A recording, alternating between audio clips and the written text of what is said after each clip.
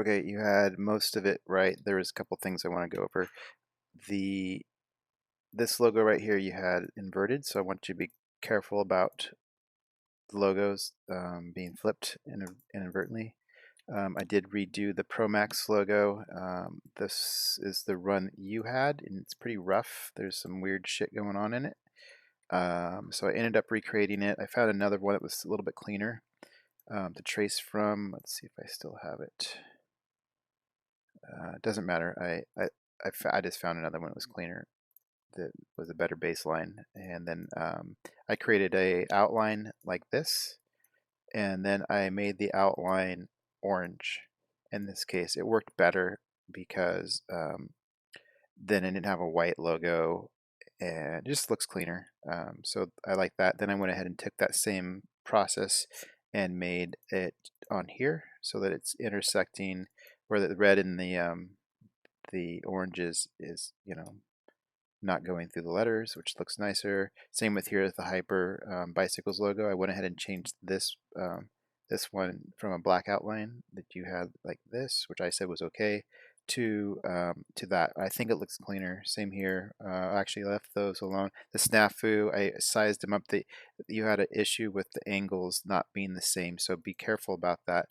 When you do one side, you want to duplicate the angle. So all you have to do is do a negative number on it, and it'll give you the exact invert of that. And then they weren't leveled with each other, so you had one a little lower. This is an extreme, of course. And then, so what I do is I'll take the one I like and position it, and I'll do the shift, hold that, center them. So use a center function. Don't align top or align bottom. Use center, and then I just nudged them over until it looked about right. And then looking when I have them held together with the shift key, you can see the center line here, this little node.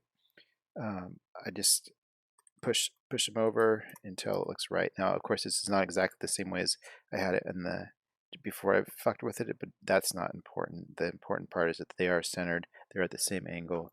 So let's get that correct. I went ahead and changed all the colors from the for the blacks. At least, actually, I lie here because I've got too many of them, but I did go ahead and change colors. I'm just going to unify them all right now. I thought I did that already a couple times, but there must have been some more that I introduced when I brought in the other logos. Okay, so once it's finished, the top here, the Faith logos, they were the same scenario, and I think actually I hadn't even checked to make sure the angles are right. They look not right, but I did center them. I'm just waiting for this to come back around. This is where if we would have had an separated the effect here, cleared the separate effect, and then hit group while it's still in that collection. Go ahead and do the same thing here. Separate effect, group, and these guys too. Separate effect, group, and this guy here too. If it's been separate and group. And now I want to do a colors change, and I grab. I'm not sure what's going on here. There's still something. Hold on. Is this? Huh. Oh, maybe it's this guy.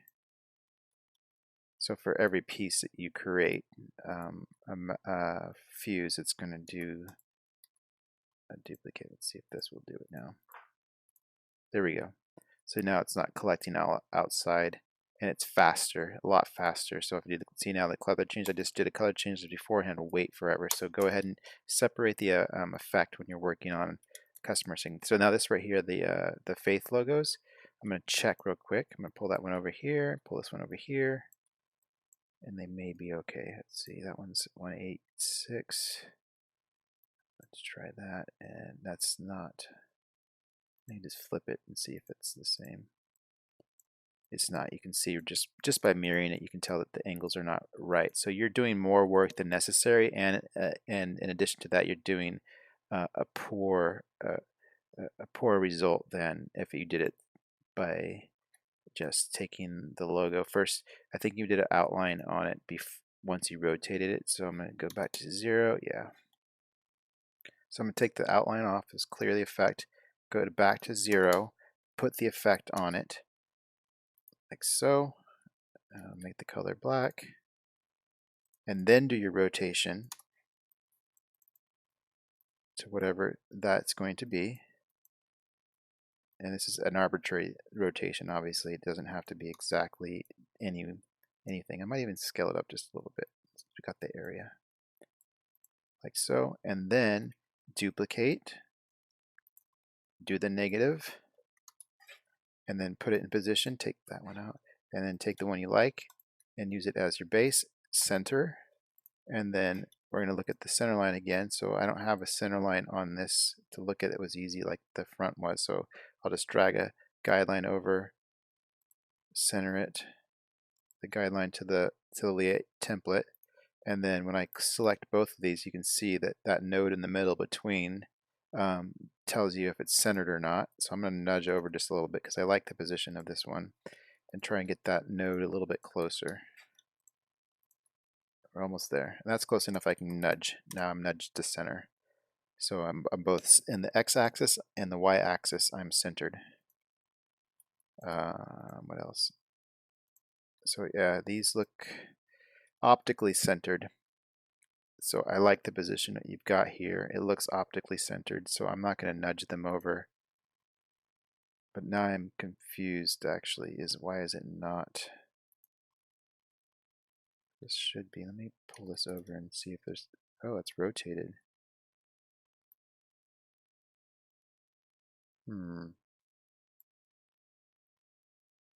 That's interesting.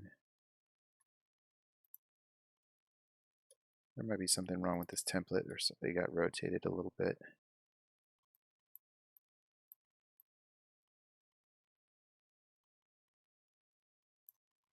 Don't know. I would have thought it would have been mirrored. It should be mirrored. I'm going to flip it. I'm going to duplicate. If you have a question about whether something's is rotated or not, you can just take two of them, put them over on top of each other, and then flip one. And that'll tell you. There you go. See, you can see it's not mirrored. It's either not mirrored or I don't know what the hell's going on, to be honest. So it must not be symmetrical. Well, it's obvious it's not. There's a detail here that's not there. That's why I'm getting not centered on here. So I'm going to I'm going to aim for optical center, which is this right here and here. That one. There we go. That looks much better. So now I'm going to go back to these faiths and see where they are in relation to center. Now they're off center, so I'll keep nudging this guy over and select them both a little bit more. There we go. And now there we go. I probably shouldn't have done that. I'm not sure why they're not grouped. So be careful about that. Make sure these things stay grouped together so that they move as one. And I think that's adequate. So I'm looking at this again.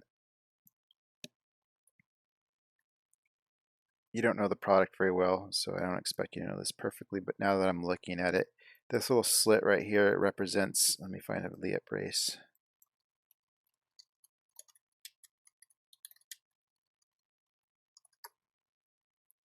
And see if I can illustrate what's going on.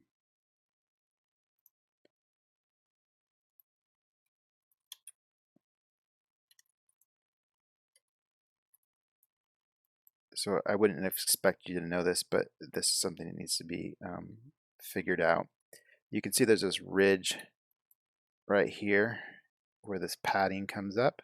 So this area right here, this little cutout is where it fits into, it's kind of a relief so that it can fold into that corner there.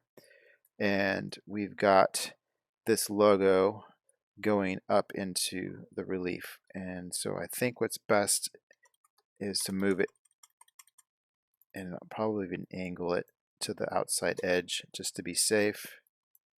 It could have told you this. I wasn't paying attention enough, but take this as a lesson. And so we're gonna have to do the same thing over here on about an outline, because now I'm going into the black. So I'm going to take this logo, bring it back over, take it off of center or off the rotation back to 0, so it's square. Add my outline, match the background color, and then take the rotation. That's why I duplicate, so I can get that information. Duplicate it, paste it back in, and then just center them back in. And then while it's still both selected, I deselected the top one and I deleted the bottom one. So if I pull away, you can see it's gone. That's just the fastest way to do it. All right. I think that all looks good. On this EVL one, we could probably do the same thing, is take that, send it back to 0. Oh.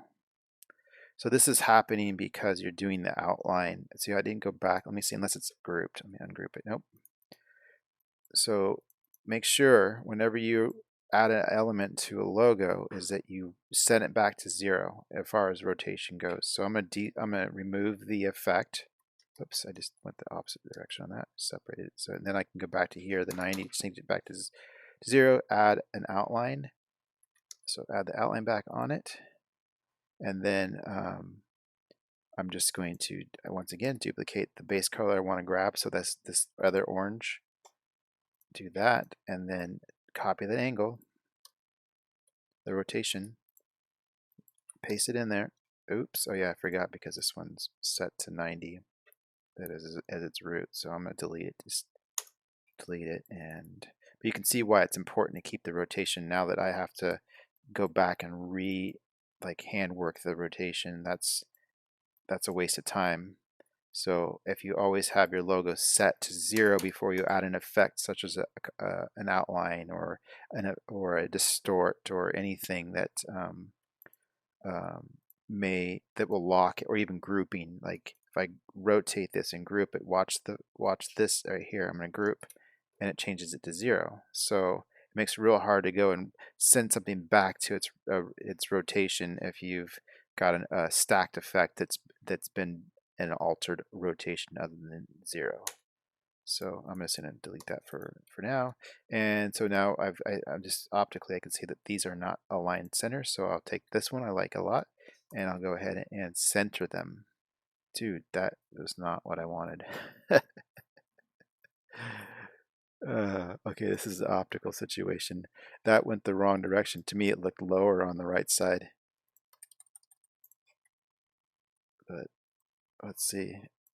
I'm looking for balance, and it's because of these extreme angles that it doesn't look balanced. So I'm going to go ahead and just, whoops, push it up, and I'm going for an optical balance. That still looks a little high, roughly like that.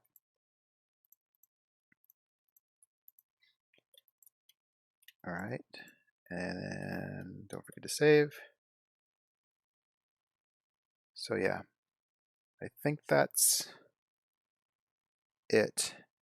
Looking at the graphic, the actual brace, I'm looking at something.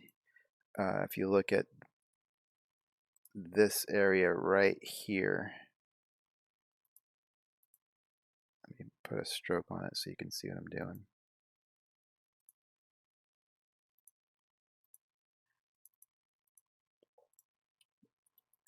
This potentially may hang off. It's fine actually.